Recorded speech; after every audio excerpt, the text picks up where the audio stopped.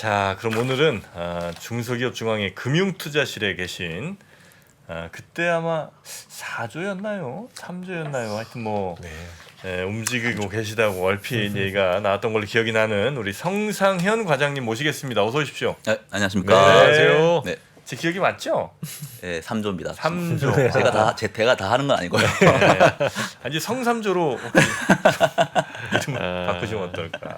네, 굉장히 큰 금액. 중소기업중앙회도 굉장히 큰 돈이 또 그럼요. 기관 중에는. 그리고 또 지난번 출연하셔서 네. 상당히 조금 현실적인 투자 맞아요. 조언을 많이 주셨어요. 네, 역시 네, 프랍 트레이딩도 하시고 네. 지금은 자산 배분 쪽도 같이 관여를 하시다 보니까 사실 지난번 출연했을 때가 시장 상황이 상당히 혼란스러웠었던 시기였는데 네. 과연 그때와 비교해서 지금 과장님의 스탠스가 또 어떻게 바뀌었을지 요즘 또 뭐 반도체나 이런 새로운 맞아요. 주식 등에 대한 주식의 변화 등이 나올 때 이분의 시각은 어떤지 한번 들어볼 수 있는 시간이 될 것 같습니다. 네, 그때 오셨을 때가 미친 듯이 막 2차 전지 갈 때였나요? 그렇죠. 뭐. 그렇죠. 네, 그래서 네. 제가 상반기까지는 조금 오를 수 있다. 그리고 하반기 때는 빠질 수 있다라고 지금 말을 해드렸고 이제 상반기가 얼마 안 남았잖아요. 네네네. 그래서 지금 시점에서 어떤 부분을 좀 체크를 해야 될지를 좀 오늘 말씀드리려고 나왔습니다. 좋습니다. 가장 중요한 게 이제 그때 채권에 대한 얘기 많이 하셨고요. 네네네. 특히 이제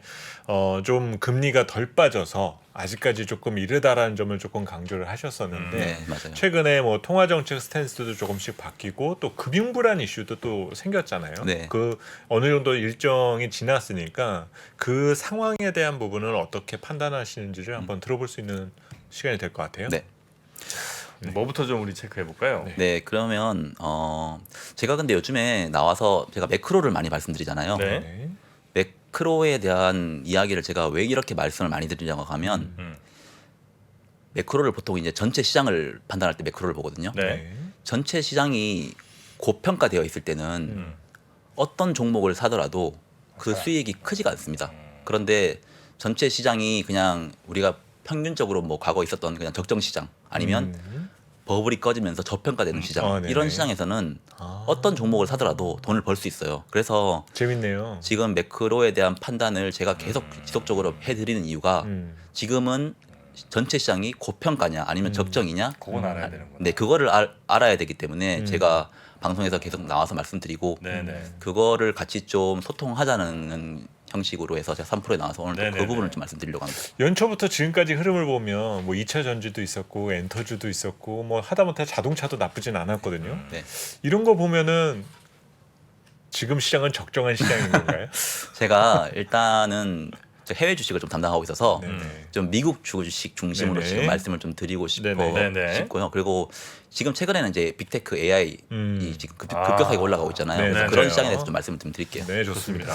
지금 시장은 어떻게 보면 주식시장은 올해 높은 인플레이션이 제어가 되고 그리고 연준의 완화적인 연준이 이제 통화 정책을 완화적으로 돌 거고 그리고 경기 침체도 없이 경제가 지금 위축기에서 회복기 국면으로 갈 것이다라는 거를 좀 베팅을 하면서 시장이 지금 올라가고 있는 상황이라고 좀 보고 있습니다. 네. 경기 침체 없이 경제가 회복기 국면으로 간다고요? 네, 원래는 항상 경기 침체를 겪으면서 연준이 금리 인하를 돌면서 경제가 다시 회복기 국면으로 갔잖아요. 네. 그래서 우리는 주식시장이 항상 폭락이 있었고 네. 그런데 이번 시장은 물가는 빠질 거니까 그 물가가 빠지는 거에 맞춰서 금리는 떨어뜨릴 거다.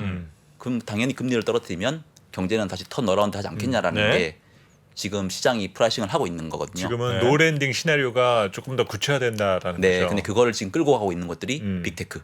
빅테크가 네, 또 지수를 딱 잡아주고 있죠. 안 빠지게. 네네. 그래서 그게 이제 이 내러티브가 깨질 수 있을지 말지를 판단하는 게 좀 중요하다고 보고 있습니다. 근데 사실 네. 그런 빅테크 기업들의 이런 그 지탱해주는 힘이 네. 이제 노랜딩에서 좋아질 일이 남았으니까 가는 건지 네. 아니면 이러고 결국 버티다가 아니면 물가가 떨어져서 금리가 빠지니까 그래도 살게 이거를 먼저 담아야 되니까 오르는 건지 이거 좀 구분을 해야 될 것 같거든요. 네, 저는 후자라고 좀 보고 있는데 후자 쪽으로. 이따가 또 네. 그거에 대해서 자세하게 한번 네. 말씀드릴게요. 좋습니다. 일단 다음 장에 좀 자료를 좀 보시면 네. 이게 지금 올해 발생하고 있는 내러티브예요. 이게 상업은행들이 예금이 지금 유출이 되고 이 상업은행이 유출된 예금이 MMF로 가고 있고 그 MMF는 그 금리가 높은 영래포에 지금 투자를 하고 있습니다. 그러면서 상업은행들이 예금이 너무 많이 빠지니까 뱅크런이 일어나니까 얘네들이 예금에 대해서 상승 압력을 이제 받게 되고 네네. 지금 돈이 계속 빠져나가고 있으니까 대출도 감소를 하고 있습니다.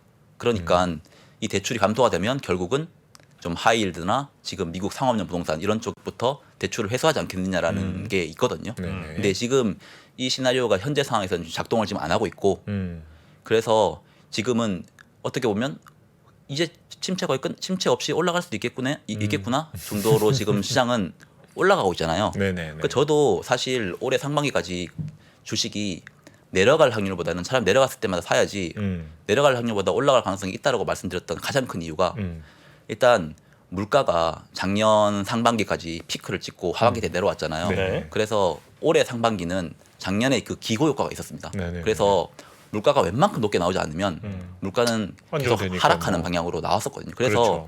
이 물가가 6월 달까지는 이 디스인플레이션에 대한 내러티브가 강력하게 작용을 하고 있습니다. 그렇죠. 지금도 뭐 다음 달까지는 아마 그럴 것 같긴 해요.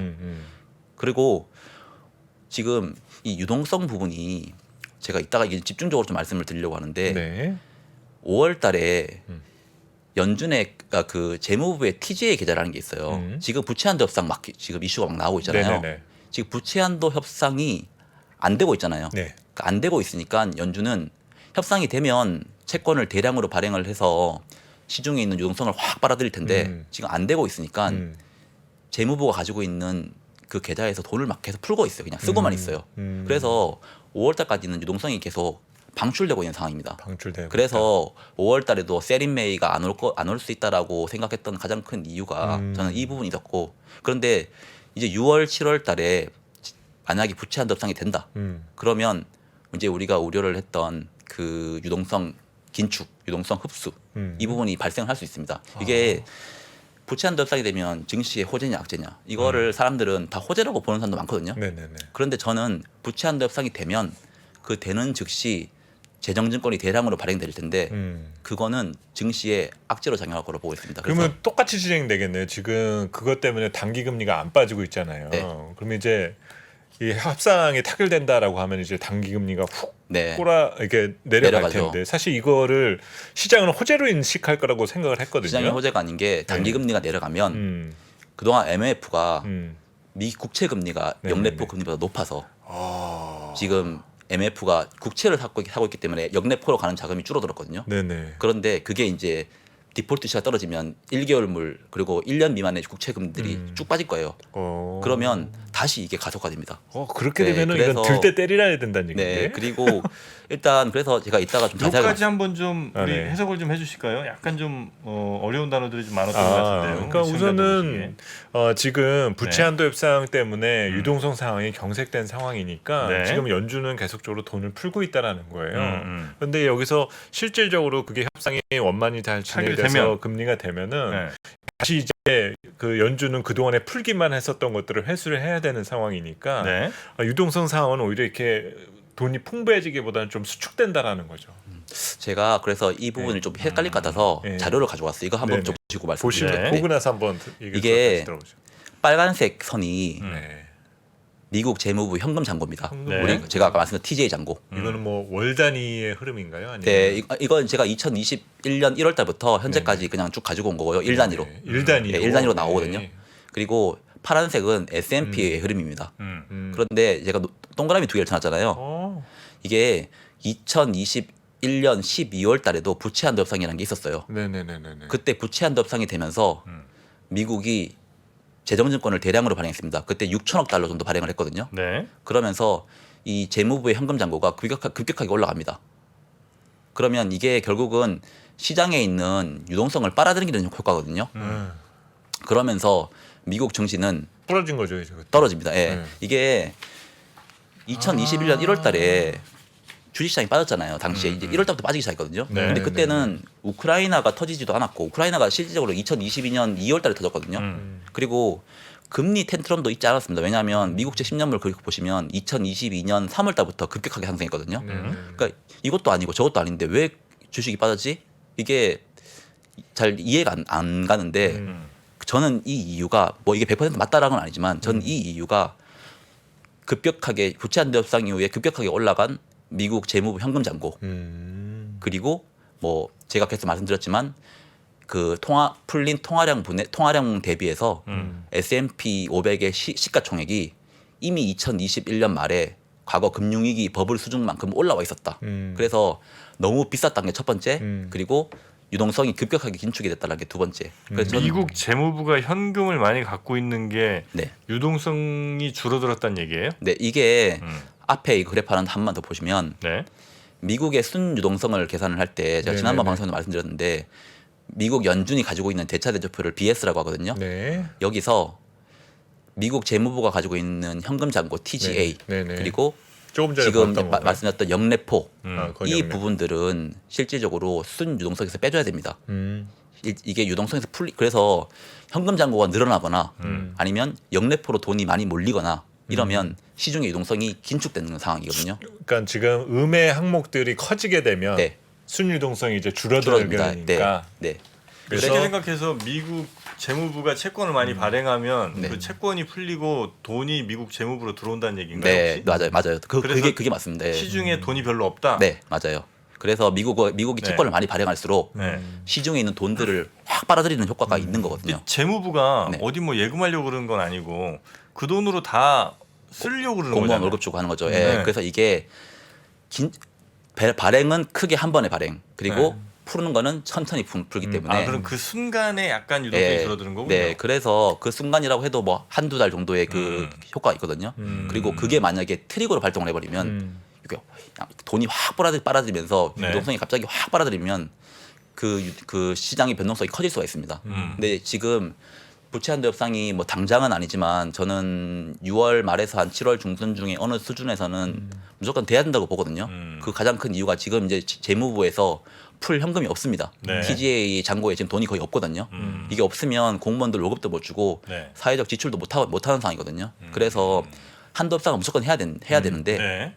이걸 하게 되면 지금 옐런이 말했던 거는 5월 달에 한 6천억 달러, 2분기 6천억 달러, 그리고 3분기 한 5천억 달러, 총 1.2조 달러 정도를 지금 부채 한도 협상을 지금 하려고 하고 있는 상황입니다. 근데 이게 실질적으로 다 되면 거의 1.2조 달러가 유동성이 긴축이 되거든요. 그럼 이거는 사실 실질적으로 우리가 QT 지금 한 달에 950억 달러씩 아직 하는 계속 것도 하고 있죠. 네, 네. 지금 위험하다고 보잖아요. 근데 1.2조면 거의 10개월치, 거의 1년치를 한 방에 당기는 개념이거든요. 그래서 이게 부채 한도 협상이 되면 증시 호재라고 하는 사람들은 뭐 이게 단기적인 이슈니까 그건 영향 없어요 이렇게 보는 사람도 있어요. 근데 저는 이게 단기적인 이슈 절대 아니라고 보고 있고 지금은 유동성을 봐야 되는 가장 큰 이유가 코로나 이후에 엄청나게 많이 풀린 유동성 때문에 이미 연준과 상업은행 그리고 상업은행의 지준과 주식시장은 거의 같이 움직입니다. 그래서 과거 뭐 20년 돌려보니까 아닙니다. 이거는 사실 말이 안 맞는 것 같고요. 지금은 이 유동성 지표가 그 어느 것보다도 주가의 움직임에 저는 중요하다고 보고 있어요. 근데 아까 그 재무부의 현금 잔고 부분에 많이 늘렸었던 시기가 네. 딱 보면 물가가 폭주하던 시기였었잖아요. 네. 사실 그러면 당시에는 연준이 행동에 나서기 전에 사실 재무부도 그런 점을 의식을 했었을 거고 네. 정책 기조의 변화에 앞서서 먼저 선제적인 대응을 했었다라 볼 수가 있는데 네. 지금 같은 상황에서도 재무부나 이쪽에서 그런 의사결정이 똑같이 반복될 수 있을까요? 그런데 이 다음 장 보시면 이 빨간색 그래프가 지금 재무부 현금 잔고거든요. 이게 네네네네. 결국은 600억 달러 아래로 밑으로 내려가면 네. 지금 재무부는 더 이상 쓸 돈이 없어요. 돈이 없다. 네, 근데 지금 거의 570억 달러까지 떨어졌습니다. 그래요? 네, 더 이상 이게 지금 하루에 한 80억 달러 정도 쓴다고 보시면 되거든요. 네네. 그러면 며칠 안 남았잖아요. 네. 그러면 사실 옐런이 6월 1일에 무시무시한 일이 일어날 거다 이거 협상해야 된다라고 하는 이유가 그냥 하는 얘기가 그냥 아니구나. 그게 아니 그 뭐라 해야 되지 그냥 막 던지는 게 아닙니다. 그냥 블러핑은 블러핑은 아니라는 아닌데 얘기죠. 그래서 협상은 무조건 해야 돼서 협상하는 방향으로 갈 텐데 이게 계속 지금 불확실성이 있는 상황이잖아요. 그래서 지금 만약에 뭐 나 몰라 하면서 협상을 안 한다. 그거는 증시의 최대 악재고요. 그거는 진짜 미국 채권을 디폴트 내겠다라는 개념이니까. 근데 저는 그 가능성은 매우 낮다고 보고 있고 결국 협상이 될 텐데 협상이 되더라도 유동성 측면에서는 악재라고 보고 있습니다. 이게 그래서 뭐 시장을 판단하는 사람들이 뭐 다양하겠지만 저는 이 부분이 좀 매우 중요하다고 보고 있습니다. 네. 부채한도 협상이 네. 뭐 많은 경우에 부채한도 협상 어차피 하는 거고 그러니까요. 될 건데 그냥 이렇게 뉴스만 많이 나온다. 우리 그냥 저 성가시게 하는 것일 뿐이다. 뭐 이런 이제 저 시각을 갖는 분들도 꽤 있던데 네. 그렇지는 않다는 말씀이시군요. 네, 제가 1980년도부터 1980년도부터 거의 부채한도 협상 이후에 증시, 증시 뭐 금리, 네네. 통화량 이런 것들 다 한번 분석을 해봤거든요. 부채한도 협상이란 주가는 아무런 관계가 없습니다. 이게 그러니까요. 오를 때도 있고 내릴 때도 있고 네네네네네. 결국은 이번이 과거에 어떤 케이스와 맞았을지를 판단하는 게 가장 중요한데 저는 2022년 1월달 이때 흐름과 비슷하게 갈 것이다. 이때도 급격하게 재무부가 채권을 발행을 하면서 TJ 계좌가 올라갔고 유동성 그 순유동성은 급격하게 줄어들었다. 그 채권을 네. 이게 잘 돌리면 그러니까 잘 돌린다는 게 예를 들어 유동성에 영향을 주지 않을 그렇죠. 예. 해외라든지 네. 아니면 그냥 연준 네. 요런 데만 돌리면 되는 거 아니에요? 그래서 정프로님은 거의 뭐 예리하십니다. 고맙습니다. 네, 다음 장 한번 제가 네. 일단 처음부터 준비한 거 말고 중간중간에 이제 네. 지금 이 이슈 중심으로 말씀드릴게요. 네네. 이게 미국 단기 재정증권을 누가 소화했느냐에 대한 그래프입니다. 이게 가장 위에 있는 파란색 그래프가 가계입니다. 가계. 네. 그리고 빨간색이 MMF입니다. 이거 보시면 그 녹색 이런 건 뮤추얼 펀드 뭐 자산운용사 이런 건데 네. 이거 파란색이랑 빨간색 그래프가 제일 거의 중요하겠네요. 단기 재정증권을 다 소화했거든요. 이게 결국은 파란색은 가계고요. 개인들. 빨간색은 MMF입니다. 근데 이게 제가 두 개를 썼는데 이게 그 발행되는 단기 재정증권을 만약에 MMF가 그걸 다 소화해준다. 그러면 실질적으로 유동성이 그렇게 없어지는 효과는 아닙니다. 그러니까 그 무슨 말을 쓰냐면 네. MMF가 지금 영래포에 돈을 다 박아놨잖아요. 영래포 금리가 높아가지고. 네. 근데 그 영래포의 돈을 빼서 그거를 채권을 산다. 그냥 지금 발행되는 재정증권을 산다.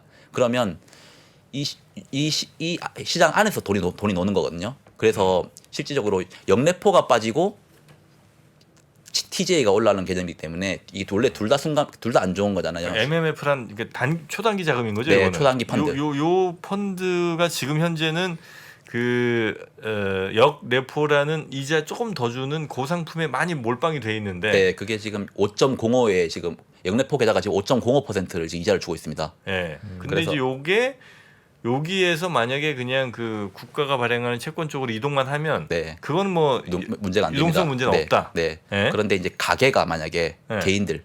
개인들이 이 채권을 산다고 하면 문제가 됩니다. 왜냐하면 개인들은 대부분 은행 예금에다 돈을 넣어놨거든요. 네. 그래서 개인들이 산다고 하는 거면 은행에서 돈을 빼서 그걸 다시 채권을 사는 개념이거든요.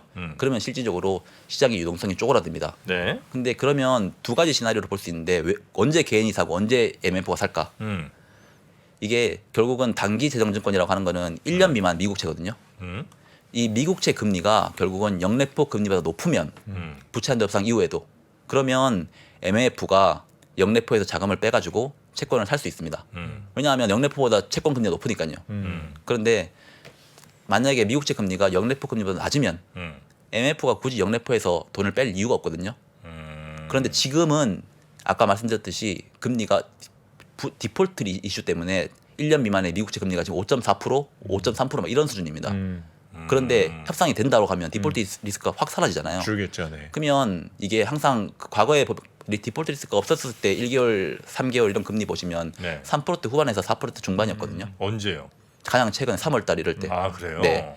그게 디폴트 리스크가 올라가면서 5.4%까지 올라가 있는 상황이거든요. 그래서 그게 어차피 부채한도 협상이 되면 디폴트 리스크가 사라지잖아요. 그렇죠. 그러면 사실상은 채권의 금리가 떨어질 가능성이 높고 그러면 그거를 MMF가 다 받아줄 가능성은 낮거든요. 그럼 결국은 그거를 지금 가게 같은 경우에는 이걸 계속 가게가 그걸 다 받아줄 가능성이 높고 그러면 실질적으로 시장의 유동성이 마를 가능성이 크다고 보고 있습니다.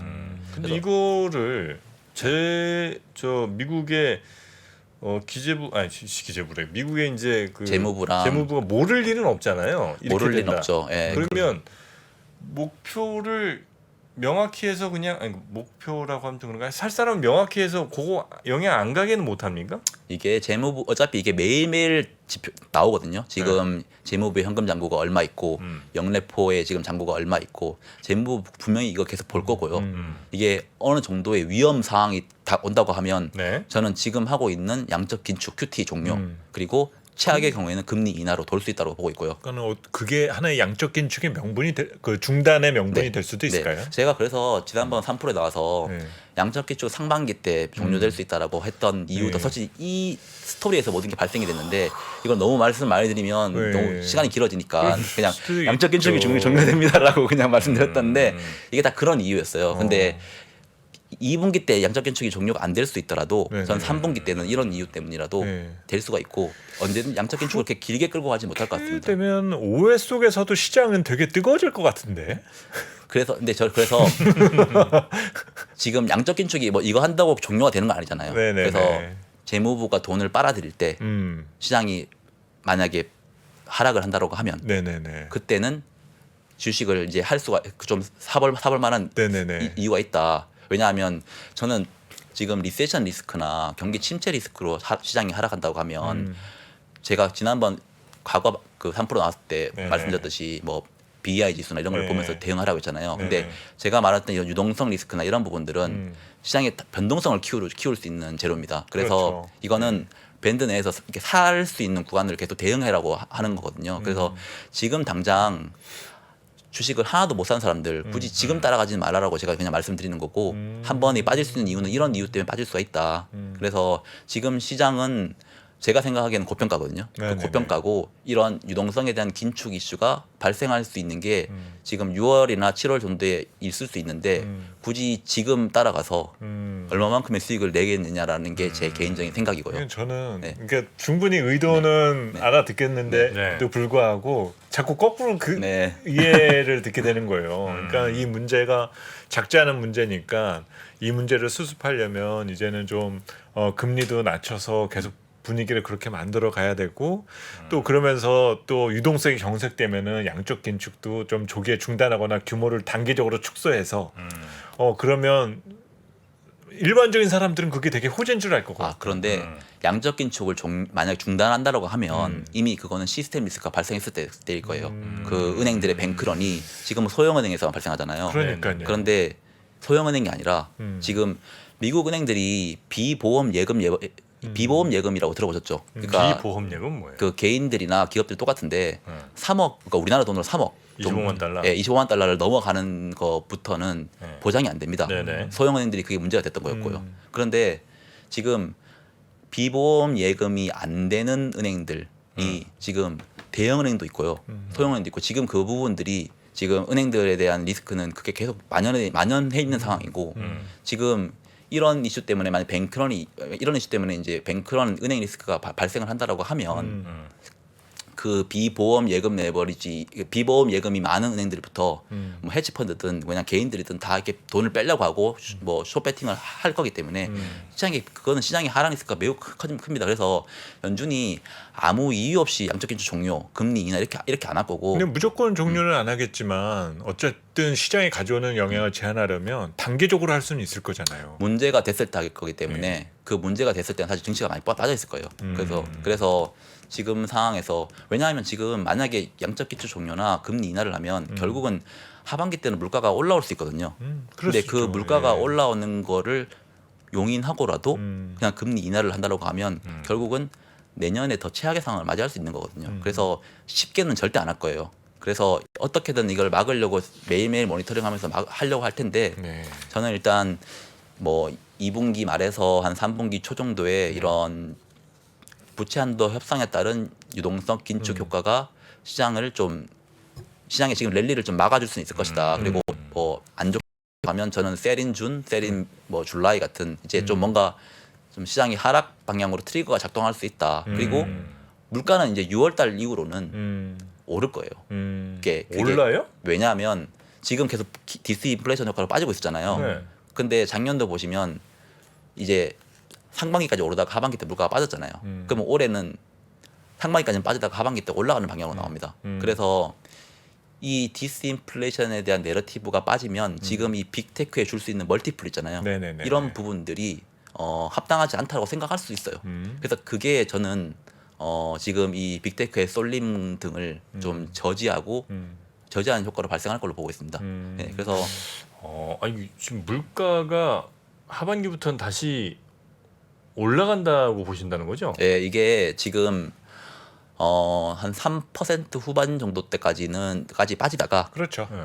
결국은 한 7월 정도부터는 네. 지금 MOM 수준으로 계속 나온다고 하면 다시 올라가. 다시 올라갑니다. 그게 0.3% MOM으로 만약에 올라간다라고 계속 나온다라고 하면 연말 되면 다시 5% 6% 봅니다. 물가는. 그래서 그래요. 근데 지금 뭐 부동산이 뭐 원래 막 빠지고 이래야지 이게 다시 하반기 때 빠질 수 있는데 지금 그런 상황 아니거든요. 그렇죠. 서비스 그리고 물가가 안 지금 빠지고 있으니까. 유가 같은 경우에도 지금 사실 좀 약간 강세잖아요. 그래서 그런 측면들은 결국은 하반기 때 물가가 다시 올라갈 수 있을지도 모른다라는 사람들의 우려를 또 증폭시킬 수 있습니다. 그러면 지금 사실 금리 같은 경우에는 네. 올해 하반기 때 저는 채권을 좀 많이 했잖아요. 경기 침체를 그냥 물가가 빠지니까 자연스럽게 금리가 빠진다라는 베팅은 아니거든요. 근데 주식만 그렇게 지금 반영을 하고 있는 거예요. 지금 채권은 지금 연내 2번이나 내년에 한 4번 정도 인하를 지금 프라이싱 하고 있는데 이거는 어디선가 뭔가 터진다는 걸 반영하는 거거든요. 근데 주식 시장은 이거 어차피 물가 빠져서 지금 반영하는 거고 그리고 금리는 이렇게 빠질 거니까 시장은 다시 우리가 지금 금리 때문에 터졌으니까 금리가 빠지면 올라가지 않을까 정도로 지금 그래서 동상이몽에 있는 상황이기 때문에 뭐 채권 금리가 물가가 올라가면서 다시 올라가는 방향으로 가는 것도 주가에 별로 안 좋고 그리고 지금 채권 시장 뷰대로 경기 리세션이 증폭되더라도 주가에는 안 좋은 상황으로 발생할 걸로 지금 전 보고 있습니다. 그래서 하반기 때는 뭐 어디서 테일 리스크가 나온지 이런 거는 뭐 제가 지난번에도 그냥 하이힐드 그리고 상한형 부동산 이런 것도 말씀을 드렸는데 저는 테일 리스크가 의외로 이 자료 하나만 좀 말씀드릴게요. 네네.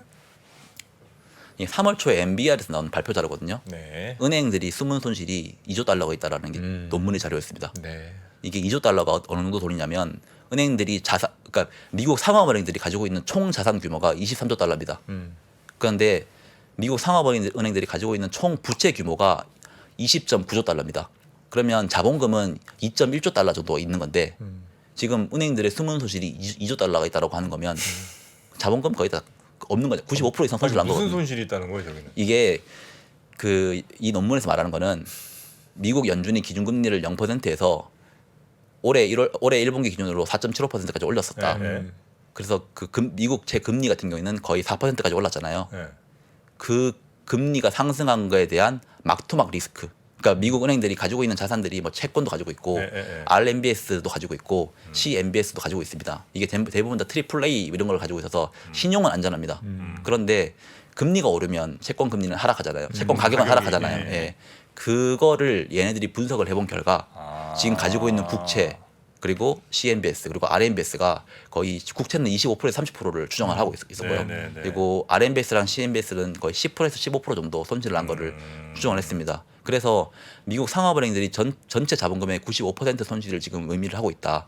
그런데도 불구하고 지금 미국 은행들의 지금 1위부터 해놨는데 비보험 uninsured deposit이라고 해서 비보험 예금이 얼만큼 퍼센트를 가지고 있냐.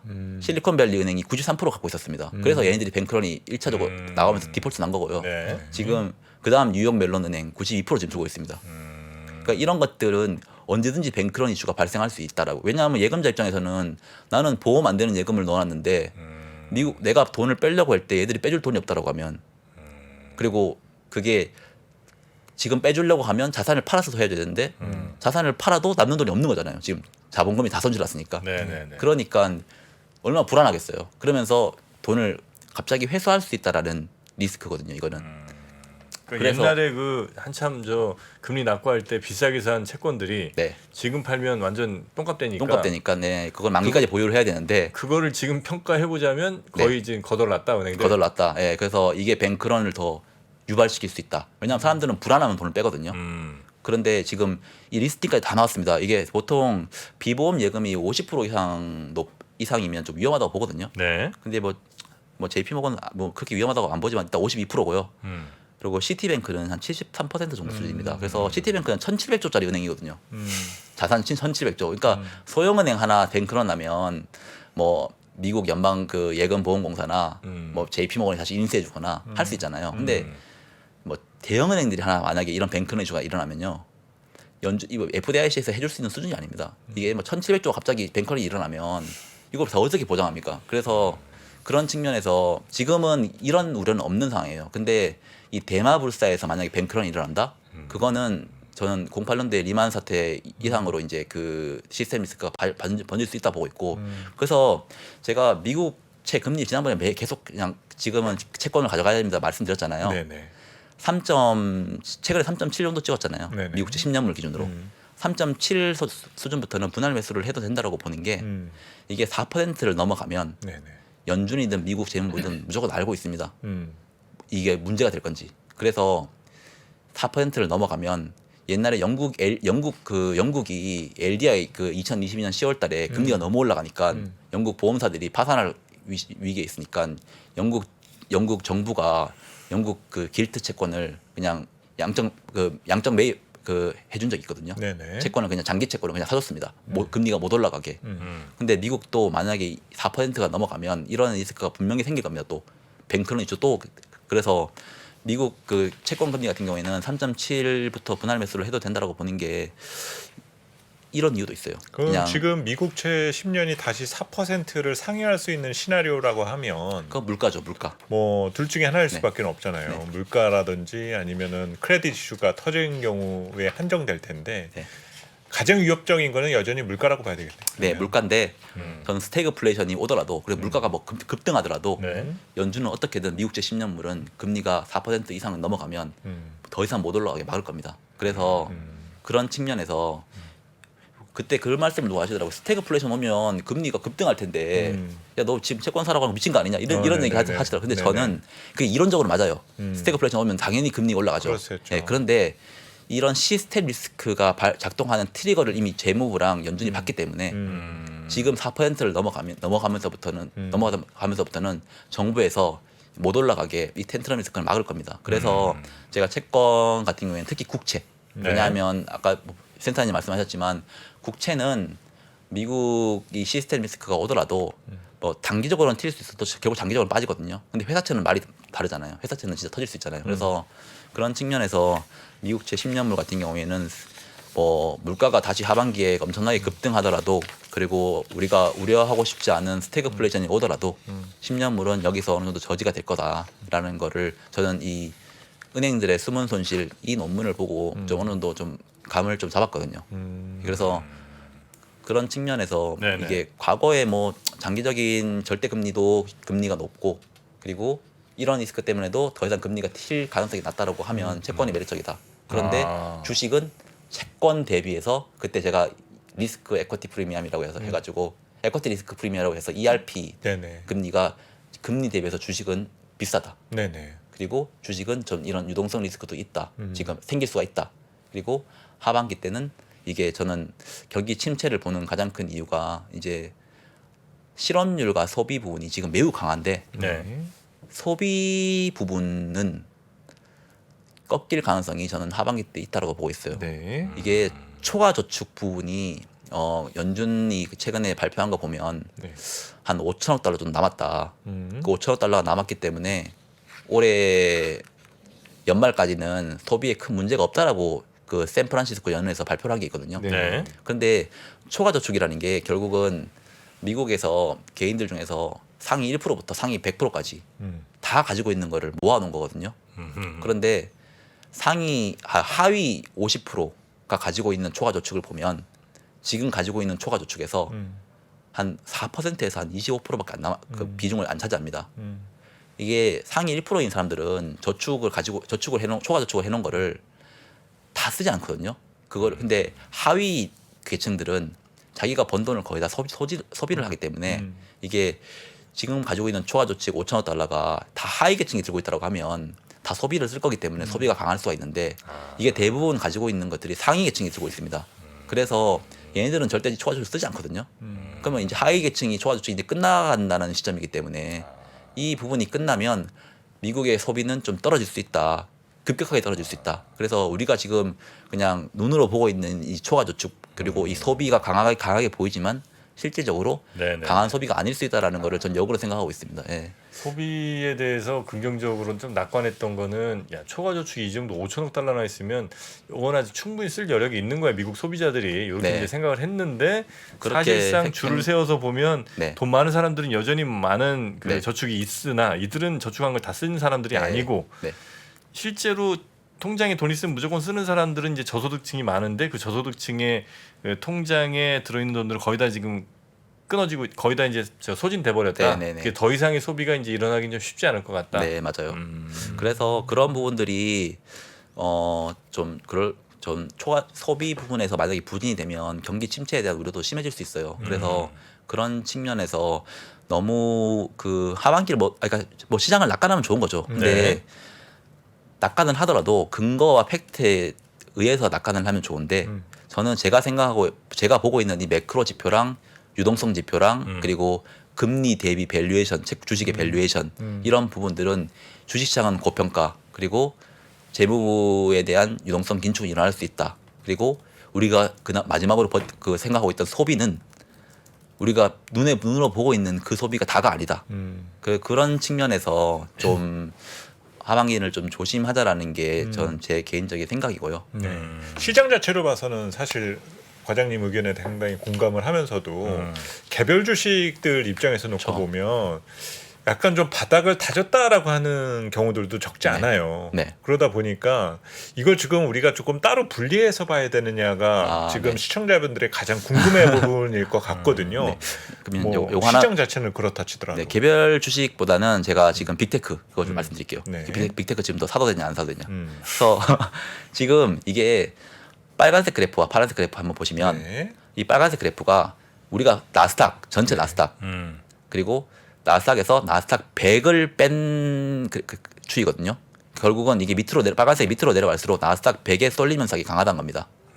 시총 상위 종목들의 쏠림이 크다. 네, 왜냐면 나스닥은 나스닥 전체 종목이잖아요. 네네네. 나스닥 100은 나스닥 100 종목이잖아요. 네네. 그런데 이게 밑으로 내려간다고 하는 거면 나스닥 100이 가격이 좀 많이 올라가고 있는 상황이거든요. 네네. 쏠림이 심한데 이거는 항상 그 과거에 제가 20년을 돌려보니까 네네. 그 은행들의 대출 태도 지수가 올라가면 이런 쏠림 현상은 항상 발생했습니다.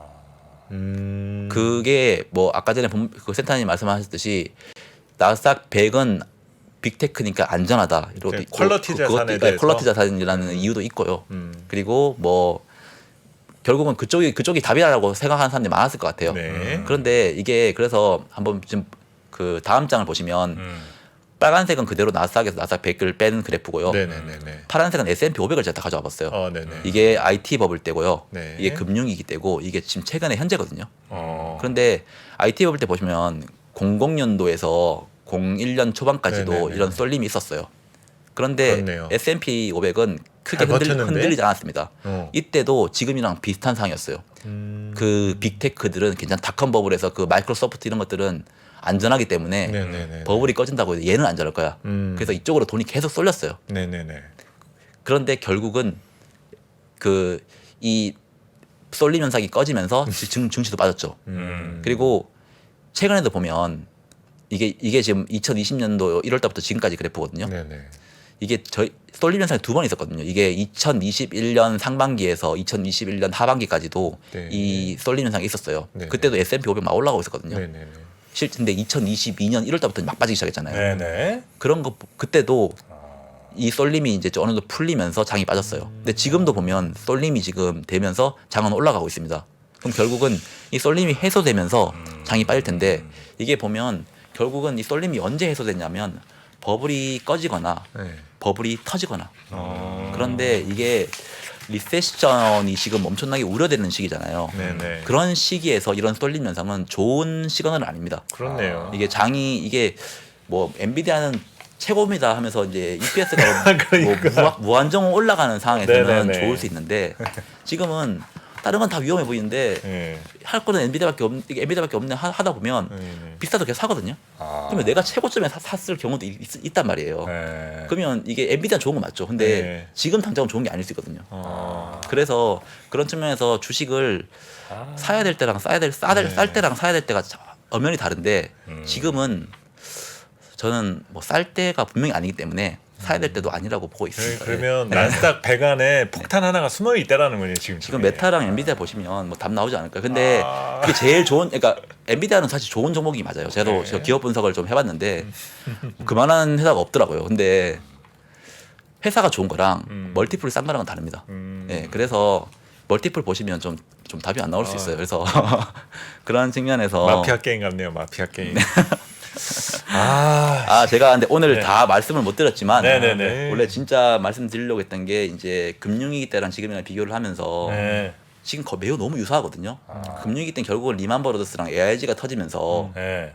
모든 버블이 꺼지기 시작했어요. 네. 근데 지금은 대마불사가 터진 게 없잖아요. 네. 그렇죠. 근데 이번에 만약에 큰 하락이 온다라고 하면 결국은 대마불사가 터져야 되는데 그 터질 가능성은 분명히 있는데 네. 그거 연준이나 재무부가 모를 리가 없잖아요. 그래서 막으려고 할 거예요. 근데 이게 터지냐 안 터지냐에 따라서 시장이 그냥 단기 충격이냐 아니면 장기적인 하락으로 갈 것이냐가 결정될 것 같아요. 그래서 그거는 나중에 또 기회가 되면 네네네. 네, 정프로님이 또 저희가 뭐 내용이 괜찮았으면 한 번 더 불러주시겠네요. 아니 우리 성상현 의원님은 너무 오실 때마다 네. 내용이 항상 좋아요. 진짜. 그럼요, 그렇죠.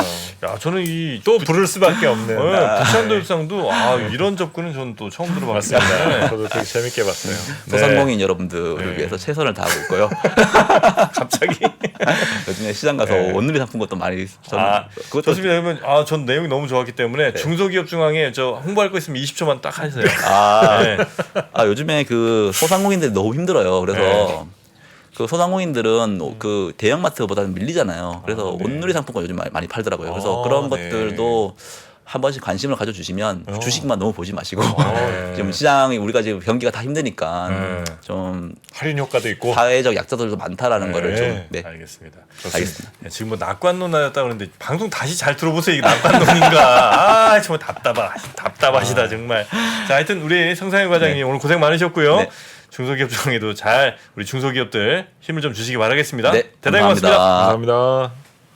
복잡하고 어렵게 느껴지는 재무제표와 용어들, 친절한 투자 멘토 사경인 마스터가 매주 새로운 콘텐츠로 알기 쉽게 설명해드립니다. 재무제표 분석과 포트폴리오 구성, 뭐 양대 재무제표라고 그러면 대차대조표랑 손익계산서가 있거든요. 매수 매도 방법, 이렇게 사는 게 좋겠네. 이렇게 살면 좋겠다. 근데 이렇게 살려면 뭘 해야 되냐면요. 나머지 3분의 1은 놔둬봅니다. 어디까지 가는지. 실전 투자 팁까지 알려드립니다. 오직 3프로 멤버십 에서만 만나실 수 있습니다.